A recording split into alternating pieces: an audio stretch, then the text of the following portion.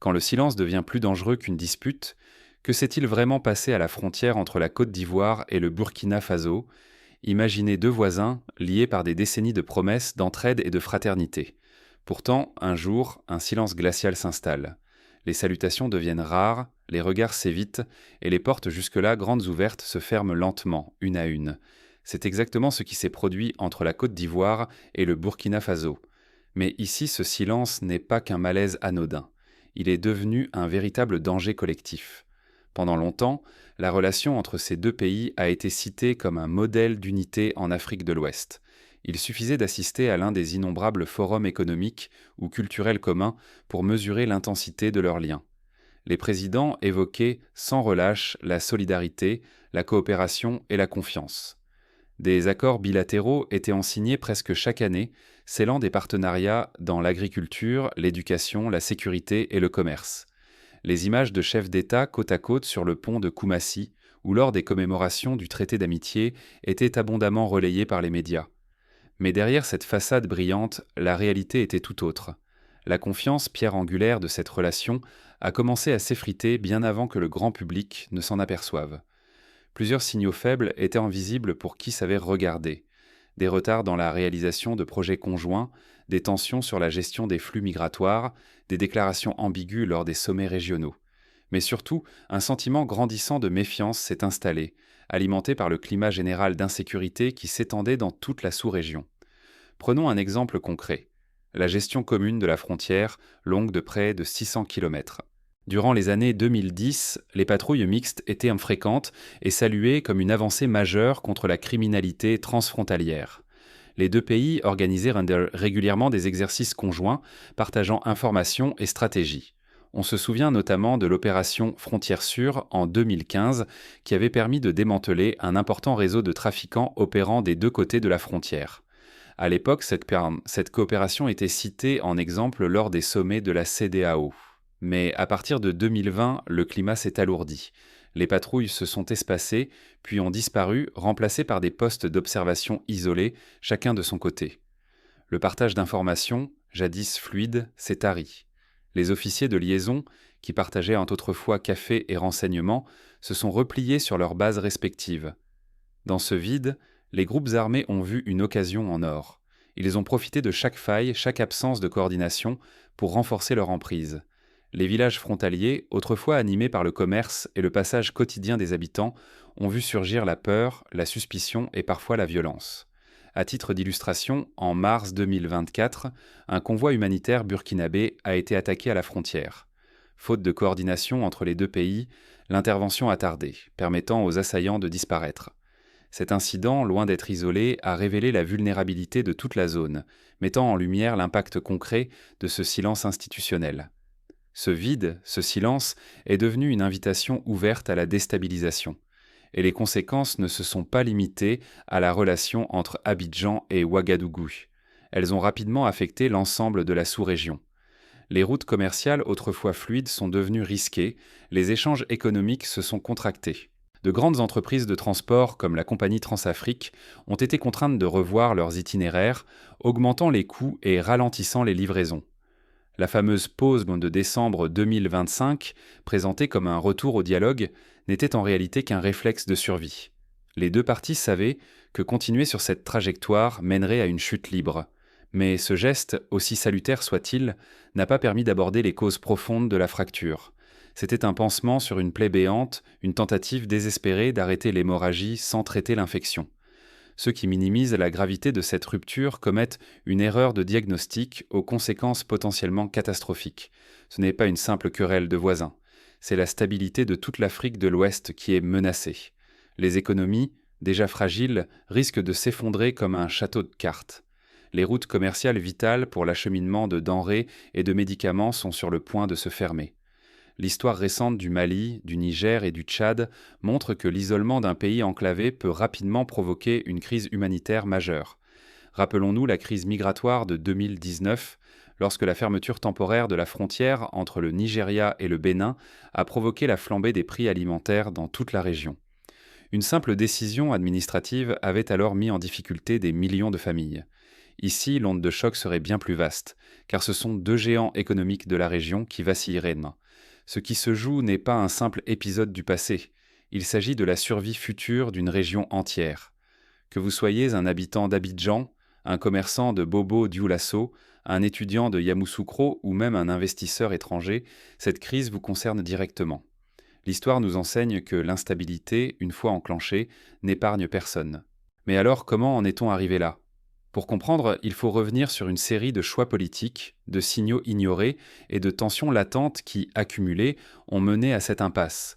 C'est un peu comme dans un couple qui, après des années de non-dits, voit ressurgir d'anciennes rancœurs au moindre accroc. Frères, voisins, partenaires. Vraiment ? Pendant des décennies, la Côte d'Ivoire et le Burkina Faso ont entretenu l'image d'une interdépendance presque fusionnelle. Des familles entières vivent éclatées de part et d'autre de la frontière. Les marchés de Ferkessédougou ou de Banfora s'animent au rythme des camions surchargés de marchandises. Les routes, les rails, les pipelines tissent une trame serrée, reliant deux économies comme les vaisseaux sanguins d'un même organisme. La métaphore des deux poumons était partout. Si l'un venait à faiblir, l'autre s'essoufflait. Mais cette interdépendance, loin d'être un gage d'harmonie, s'est révélée être une source de fragilité. Plus la pression montait, insécurité, crise économique mondiale, changement politique, plus la coopération se grippait. Les crises passées, telles que la chute du prix du cacao ou les vagues de réfugiés suite à la guerre civile ivoirienne en 2002, avaient certes été absorbées, mais au prix d'un affaiblissement progressif de la confiance. Pour beaucoup, la stabilité de la région reposait moins sur une fraternité réelle que sur une illusion de prévisibilité. On se rassurait en pensant que, parce que tout fonctionnait hier, tout tiendrait demain. Mais l'histoire, là encore, regorge d'exemples où des alliances apparemment indestructibles se sont effondrées du jour au lendemain. Pensons à la rupture entre l'Inde et le Pakistan en 1947 ou plus récemment à la séparation brutale entre le Soudan et le Soudan du Sud en 2011. Dans ce contexte, ignorer les signaux faibles, c'est préparer le terrain pour des chocs dévastateurs. Lorsqu'un système aussi interdépendant se fissure, ce ne sont pas seulement les élites qui sont affectées, mais des milliers de familles, d'étudiants, de commerçants. Les histoires individuelles se retrouvent piégées dans un engrenage incontrôlable, sans avoir le moindre pouvoir de décision. Jusqu'en 2022, nombreux étaient ceux qui voulaient croire à la solidité de l'équilibre. Mais tout a basculé à Ouagadougou. Ce qui, de l'extérieur, pouvait sembler être une simple alternance politique, s'est rapidement transformé en séisme régional. Pour comprendre la crise de 2025, il faut revenir à ce moment charnière de septembre 2022. Le capitaine Ibrahim Traoré, parvenu au pouvoir par la force, a incarné une rupture sans précédent. À la différence de nombreux coups d'État survenus en Afrique de l'Ouest, il ne s'agissait pas seulement de changer de chef, mais de renverser l'ordre établi. Dès son arrivée, le nouveau régime a proclamé la souveraineté absolue comme credo. Cela s'est traduit par la remise en cause des accords régionaux, la suspension de certains traités de coopération et une rhétorique ouvertement hostile à toute forme d'ingérence étrangère. Pour beaucoup de Burkinabés, cette posture était synonyme de renaissance, d'espoir de voir enfin la sécurité rétablie après des années de violence de terroristes. Mais cette nouvelle orientation a déstabilisé tout l'environnement régional. La Côte d'Ivoire, championne de la stabilité et de la prévisibilité, s'est sentie menacée. À Abidjan, les autorités ont rapidement compris que cette rupture n'était pas sans conséquences. La sécurité intérieure, déjà mise à l'épreuve par la criminalité transfrontalière, risquait d'être fragilisée. La politique ivoirienne, bâtie sur la confiance dans les arrangements régionaux, se retrouvait soudainement exposée à l'imprévisibilité du voisin. L'exemple du Mali, où la prise de distance avec les partenaires régionaux a favorisé l'implantation de groupes armés, était dans tous les esprits. Les autorités ivoiriennes ont alors renforcé les contrôles, multiplié les réunions de crise et tenté d'alerter la communauté internationale sur les risques d'une contagion régionale. Mais la crise ne s'est pas déclarée d'un coup. Elle s'est insidieusement infiltrée dans tous les rouages de la coopération. D'abord, les échanges de renseignements ont cessé. Les patrouilles conjointes, fièrement exhibées lors des années fastes, se sont évaporées dans l'indifférence générale. Les mécanismes de coordination, fruits de longues négociations, ont été gelés. À la frontière, les villages jadis paisibles sont devenus le théâtre de tensions, d'incidents, parfois même d'affrontements entre groupes armés et forces de sécurité. À titre d'exemple, la disparition de plusieurs commerçants ivoiriens en territoire burkinabé à la fin de 2023 a suscité une vive émotion. Les familles, privées d'informations, se sont tournées vers les autorités qui, faute de coopération, se sont révélées impuissantes. Cette impuissance a alimenté la méfiance, l'angoisse et, peu à peu, la colère. Puis la crise a pris un visage. En juillet 2025, le corps d'Alino Fasso, activiste burkinabé, est retrouvé mort dans une école de gendarmerie ivoirienne. L'affaire, médiatisée à outrance, a cristallisé toutes les tensions. Les réseaux sociaux se sont enflammés, les versions officielles se sont contredites et la confiance, déjà fragile, s'est effondrée. Ce n'était plus une simple divergence de vues, mais une confrontation ouverte, où chaque camp se sentait menacé. Pendant que les gouvernements s'accusaient mutuellement, les groupes armés, eux, poursuivaient leur progression. La brèche sécuritaire s'élargissait chaque jour. L'absence de coopération n'était plus un détail diplomatique, mais le principal vecteur de l'insécurité. Les populations, prises au piège, fuyaient les zones à risque, créant de nouveaux flux de déplacés internes. Les ONG, elles aussi, ont dû adapter leur stratégie, parfois au prix de lourdes pertes. Persister à voir ce conflit comme une simple crise passagère, c'est commettre une grave erreur de diagnostic. Les vrais dangers avancent dans l'ombre, profitant de chaque occasion pour s'implanter durablement. Comme lors de la crise centrafricaine du début des années 2010, l'absence de réaction rapide a permis aux groupes rebelles de s'enraciner, rendant la situation presque irréversible. La crise n'oppose plus seulement deux capitales. Elle fracture l'architecture même de l'Afrique de l'Ouest, menaçant tout ce qui tenait encore debout. La libre circulation, l'intégration économique, la coopération sécuritaire. Les institutions régionales, telles que la CEDEAO, se retrouvent démunies, incapables de proposer une réponse adaptée à l'ampleur de la crise. Mais comment cette rupture s'est-elle préparée et qui en paie déjà le prix ? Pour le comprendre, il faut remonter aux choix stratégiques faits de part et d'autre de la frontière. Chacune des deux parties a privilégié la défense de ses intérêts immédiats, au détriment de l'intérêt commun. Le Burkina Faso, confronté à une insécurité chronique, a choisi la rupture. La Côte d'Ivoire, soucieuse de protéger sa stabilité, a opté pour la prudence et le repli. Prenons un exemple historique, la guerre froide. Les États-Unis et l'Union soviétique, autrefois alliés contre le nazisme, sont devenus adversaires par la divergence de leur vision du monde. Lorsqu'un partenaire rompt brutalement avec les règles du jeu, c'est tout l'équilibre régional qui vacille. Ici, la ligne de fracture n'est pas idéologique, mais géopolitique. Souveraineté radicale d'un côté, stabilité et prévisibilité de l'autre. Sur le terrain, la réalité est implacable. Le Burkina Faso, privé d'accès direct à la mer, reste dépendant du port d'Abidjan pour la quasi-totalité de ses importations, de ses exportations et de son approvisionnement humanitaire. À chaque fermeture de poste frontière, c'est un pan entier de l'économie burkinabé qui se retrouve sous pression. Les transporteurs, les commerçants, les agriculteurs sont les premiers touchés. Les prix grimpent, les délais s'allongent, la précarité s'installe. La fermeture partielle du poste de Pogo en septembre 2024 a par exemple provoqué la perte de centaines de tonnes de marchandises bloquées des deux côtés de la frontière. Les témoignages de commerçants évoquent des files de camions immobilisés pendant des jours, des denrées périssables jetées, des pertes financières colossales. La migration, traditionnellement fluide, s'est heurtée à de nouveaux verrous. Des familles, séparées par la crise, ne peuvent plus se réunir lors des fêtes rituelles. Les travailleurs saisonniers, habitués à traverser la frontière pour les récoltes, se retrouvent sans emploi. Cette fragmentation sociale alimente la frustration, la défiance et parfois la radicalisation. La contrebande, elle, s'adapte. Privés de routes sûres, les trafiquants investissent de nouveaux itinéraires, plus risqués, traversant souvent des zones contrôlées par des groupes armés. Le grand banditisme prospère là où l'État recule. Ce phénomène n'est pas inédit. On l'a observé lors de la fermeture de la frontière entre le Nigeria et le Bénin, où les flux illégaux se sont multipliés, privant l'État de précieuses ressources fiscales. L'insécurité, jadis cantonnée aux marges du nord, descend peu à peu vers le sud, jusqu'aux abords du golfe de Guinée. Les rapports de l'ONU signalent une progression inquiétante des attaques contre les convois et les villages, jusque dans des régions autrefois épargnées.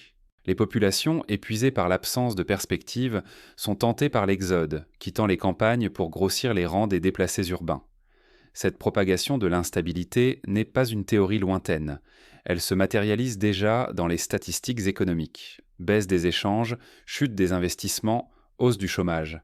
La Côte d'Ivoire, pourtant locomotive de la croissance régionale, voit sa prospérité fragilisée par le ralentissement de la circulation régionale. Les États voisins, eux, observent la situation avec inquiétude.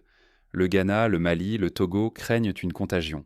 Ils hésitent entre solidarité et prudence, redoutant d'être entraînés dans une crise dont ils ne maîtrisent pas les ressorts.